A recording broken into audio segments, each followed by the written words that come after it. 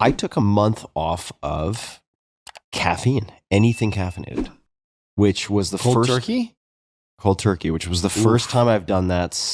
Probably, I would have to imagine, since I was 16. Well, I mean, it's been forever. Let me ask you a question here. Yeah. Why would you do that cold turkey? Why not just do like, oh, half a cup of coffee today and then maybe a quarter cup a few days later? Like, why go? This is like the extreme Tim. Well, did you get headaches? You It's must have gotten extreme. something. Yeah, I got headaches, but it was during a period where I could. But you had accept- Vicodin, so you were fine. No, I didn't use Vicodin. I knew that I could accept the headaches, and I had a period of time where there really was a low cost, where like professionally, I was taking 3 to 4 weeks off the grid, and I knew that I had a grace period where I could sustain it. So I did effectively no caffeine, no alcohol, and I suppose the most important other item. No sex. No sex, no ejaculation, which is, we can talk about that. That's pretty easy. The harder one is I did nothing sweet. So not just containing sugar, but nothing sweet. So anything that has an artificial sweetener was out. Would you consider this tequila sweet? I would not consider this tequila sweet. And there is a bit of subjectivity for a lot of it. It has sweet notes to it. Like it's not. Yeah, it's got some floral notes to it. But by the kind of letter of the law, I wouldn't consider this subjectively to be sweet. But for instance, any kind of juice, out. Any type of sweetener, of course, out. Let's just say different types of plantains. If they are sweet to the taste, they're out. Sweet potatoes, out. And was that hard for you? That's not hard for me. It doesn't seem hard, but let's just extend this. Almost every toothpaste has sorbitol or some kind of crap in it that is a sweetener. So no brushing your teeth for 2 weeks. I brush my teeth with sodium bicarb, just baking soda. Straight up. I brushed my teeth with that for a handful of weeks. And what you also realize is in the US, or in this case when I went to Korea, if you ask people if A, B, or C has any added sugar, there is sugar or some type of sweetener in almost everything that you come across. That was interesting. It was challenging because it severely limited what I could eat. But the caffeine was an amazing experience. Now, I alluded to this a little bit earlier. I'm back on the sauce over the last week and a half, which I regret, number one, and I'm paying a lot for. Like, there are costs. I can explain. Sleep?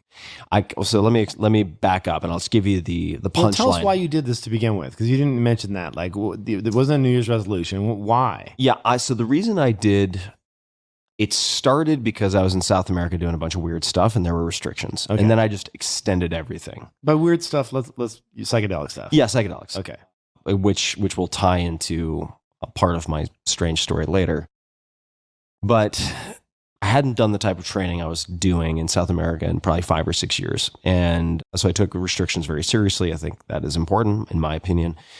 And then I extended them all. And I wanted to see, in part, because I met someone who said they had stopped drinking anything caffeinated, cold turkey, because they felt like a loser, because they'd become dependent on it. And they'd missed a really important ski day, like one of the first days of the season, and they're a really good skier. And they were with a group of people, and I believe they were the only person who skipped. And that day they were just like, no more. And to this day, like 2 years later, caffeine free. Wait. I lost something there. When I wake up in the morning and I have a cup of coffee, I can go skiing. Why did they miss skiing? Because they couldn't have coffee? Because they didn't have coffee that morning, and they were so tired that they felt like they couldn't do it. Okay. So they stayed on the ski lift. Insteed of getting off, they just went around, went straight back down. That's amazing. And called it a day. And to their credit, they got to be under the weather or something. How do you miss a day of skiing to their credit, they were just like, this is fucking loser behavior. Enough. And they went to zero. That caught my attention because when you talk to someone, no offense to anyone who fits in this category, but let's just say if someone is a Mormon and they've never had caffeine, that's not my life, right? They've never had a hit of the sauce. I mean, although technically there are workarounds like Diet Coke instead of coffee, but we're not going to get into the weeds here. But like if somebody hasn't had a taste of the like delicious poison, sweet there's nectar. so many things, right? Yeah. There's so many things like this where It's like, okay, if you've had one significant other and you've never been out and about and like sampled the buffet of the world, like we can't really have, it's very hard to have an apples to apples talk about relationships. Like it's a different situation. Right. Same with caffeine, but this person had been hitting the sauce for decades and then they got off. And that was inspiring to me. Then I had this restriction and I just extended it. And just to give the punchline, my sleeping issues that I've had for decades, every single one just vanished. Best sleep of the last 20 years. Woke up wide awake every morning after the first, like, let's just call it like a week and a half. Had tons of energy and got a super high volume of stuff done. And what I realized, and the part of the reason to answer your meta question, why did I do all of these things? I was curious what my real baseline was. Like, what does real baseline look like? What is Tim untouched, unaffected by all of these various supplements? Oh, that's another thing. I took a month off of all supplements. I only took my prescription meds like the Uloric and so on. Yeah. I got rid of all supplements. And no Deca or testosterone or anything? No Deca.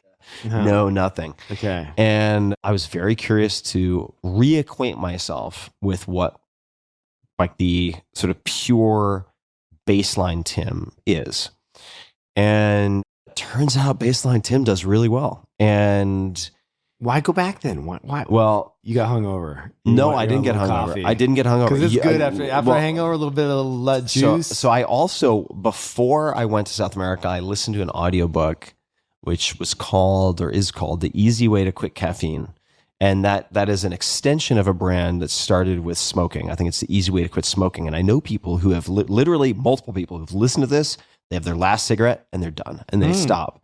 So it's a little hokey, but that made an impact on me as well. I'll do that for January. I'm writing that down on my list. Yeah. January, no caffeine. And now that I know I can do it, I'm definitely going to do it again. The reason that I got back on it, and this is, I'll actually add just a little bit of color. The first is that there were days without caffeine where I would say to myself, I'm tired. I really want a cappuccino. Mm-hmm. But I realized, because I interrogated it, I was like, well, I'm not allowed to have a cappuccino. Yeah. Am I really tired? And I came to the conclusion that no, I wasn't actually tired.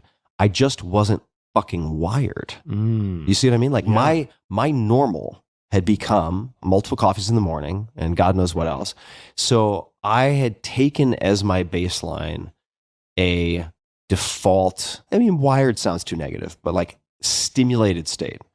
And when that was removed, the story that I conjured was I'm tired. But when I was unable to have the cappuccino and I went on to record a podcast turns out great. I'm like, okay, let me revisit this. I wasn't tired. I was just calm. Interesting. Crazy. Interesting. And why did I get back on coffee? Coffee for me, I've realized, is probably like alcohol for a lot of folks. And there's sometimes, I'm not going to lie, look, let's be honest here. Like there are times when it's like, I want to take the edge off. Sure, have a drink. Yeah. Right. But more often, because I don't drink that much, I use coffee as like a security blanket. Mm-hmm. When my life gets hit with something unpredictable or unpredicted and things seem a little out of control, or I'm not sure how I'm going to make it through something, like walking to the coffee shop in the morning and having that coffee, it's a life raft of consistency. Yeah. We saw this during COVID, right? Where people would line up at Starbucks for 3 hours to get a coffee because it was like the one semblance of normality. It's like a ritual, you know, and there's also a high to it. So there's also a high. Yeah. So even though I realize intellectually that it's counterproductive, like when I am feeling, as I have been for a host of reasons that I won't bore people with, but just gone through a pretty challenging week or two, my response to feeling a little anxious is to want coffee, even though it increases anxiety. Now, are you a physiologically? This is one thing, actually, we've known each other for a long time. I don't know the answer to this. I don't know that I've seen you do this. Are you an afternoon coffee guy at all? I don't know that I've seen you do mate maybe a little bit later, but I typically do not have coffee in the afternoons. Yeah. And I really try not to have caffeine in the afternoons, which I violated this week. So in the last like two days, or I should say let's just say in the past 7 days, I have violated that. And what I've realized, because I've run the N of 1 now, and there are a bunch of different variables, so I realize this is imprecise. It's not a perfect science, is that I can drink coffee and fall asleep. That's not the problem, but it disrupts my sleep architecture. Quality of sleep, yeah. I wake up after 3 days, very little time, 3 days of drinking caffeine. I wake up and I have circles under my eyes, like dark circles. Are you quantifying this in the sense of like, are you wearing an Oura ring? Do you have any other data where you're looking at it? I'm not currently capturing the data with an Oura ring, but I have in the past. Yeah. I've seen what it looks like. So I know that's the case. I'm falling asleep. My time in bed, if we're just looking at a clock, is fine, but I'm waking up tired. I hate that. And then what do you want? You want another hit. Of course. You want more of the sauce. A little juice. And there's a lot to be said for it. This is not to completely knock coffee. Like, I don't think for the rest of my life I'm going to be caffeine free. Yeah. But now I have a better awareness of what my baseline looks like, so I can return to that. So let me tell you something crazy. Yeah. This was before I met Daria, so I'm trying to go back in years now. So probably, let's just call it 15 years ago. I gave up coffee for about 6 months. 6 months? Yeah. That's legit. Well, but I wasn't really that addicted to it. I was having like a cup every other day or whatever. And I went back. I remember I was living in San Francisco at the time, and I went to Ritual Coffee, which is a fantastic coffee place. Great place. And I ordered a tall, like single origin coffee. And I drank the whole thing. When you go 6 months without coffee and you have a full cup of coffee, you feel high as a kite. Yeah, super high. I was like 10x what I feel today with a cup of coffee. Yeah. Because your body just like, I mean, it is a powerful drug when you've gone without it for a while. Super powerful. Do you have any sense of how long it takes to like get that back? Like how long, have you done any research? Like to get what back? That initial like childhood high of like that first cup of coffee. How long do you go without before you get back to that? You like, I don't know. I will say on the opposite end, which is what I thought you were asking, how long does it take to develop a tolerance and experience with withdrawal symptoms? It is so fast. Oh, so fast. And one day, if you go without coffee, so for fast. serious coffee drinkers will be headaches. Well, I would say furthermore, if you stop drinking coffee, and I'm using coffee as a bit of a scapegoat here. Like, I love coffee. But if you go without caffeine and then you get back on caffeine and you're on it for 2 or 3 days and then you stop again, my personal experience is you are going to feel withdrawal symptoms. And that is unlike most other drugs. It is a powerful, powerful, powerful drug. Yeah. Right? Like, I'm not recommending this, but hypothetically, if you were to like smoke cigarettes for a few days and then stop, you're fine. Yeah. No problem. You're not going to have a headache the next day. But with caffeine, it is an incredibly powerful drug. And I think that's in part because it is often disrupting sleep architecture.